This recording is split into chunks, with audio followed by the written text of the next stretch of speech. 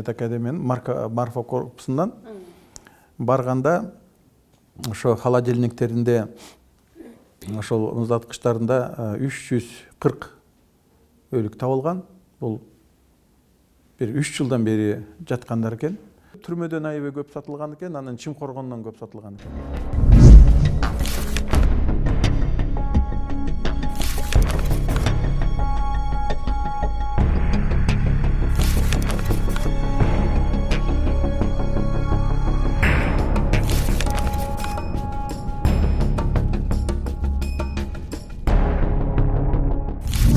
Формалин куят, анан сөйөктөрдү, булар жүздөгөн сөйөктөрдү Германияга алып кетчү.